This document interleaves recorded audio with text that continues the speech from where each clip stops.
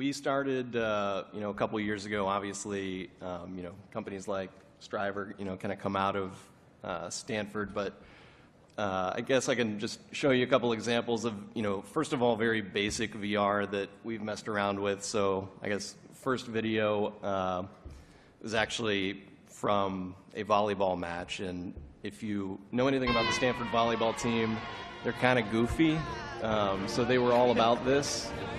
So if you actually watch this in the kind of the VR sense, they gather around our rig, essentially, so you're kind of in the middle of a huddle. And actually, this is probably a good example of, probably the biggest problem with any VR that, we're producing or, someone else is producing. Most people do not watch it as it is intended. I think probably, a very small percentage of folks are watching VR content on a headset. It's going to be mostly on a phone on, not so good 4G. So there are a lot of bad experiences with it, kind of in that sense. And then I guess, the next one we can show is kind of the Runout that we had at the Pac-12 championship game. So obviously just, team running out, I think a lot of other schools have done this. You get the rig as close as possible without it actually getting knocked down by the guys. But it's kind of a unique view for fans for, something that you see in almost every football video. And then the last one we can just kind of skip ahead to and play a little bit of is a video we recently produced with our fencing team with the help of an outside company.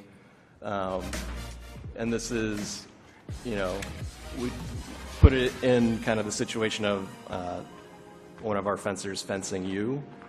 Probably my biggest regret from this video is I said, don't worry about hitting the camera. The camera took a couple whacks from the saber in this thing, but this part of the video we try to almost recreate the video game sense of you get hit and the color changes and that sort of thing. But we've done some very basic things. We've done a little bit more elaborate things. We actually did work with Striver on a video for Christian McCaffrey's Heisman campaign 2 years ago, which was obviously a little bit more involved than the things you saw there. But right. And I mean, how fast has this all progressed, just for you guys? Again, Striver obviously partially came out of Stanford, so 3D's been, VR, wow, that was a Freudian slip, 3D. VR has been on the docket for a while at Stanford, but, how much has this progressed? Are bosses now coming down, ADs coming down and saying, hey, where's our 360 content? Or still is it very experimental, just figuring out ways to use it?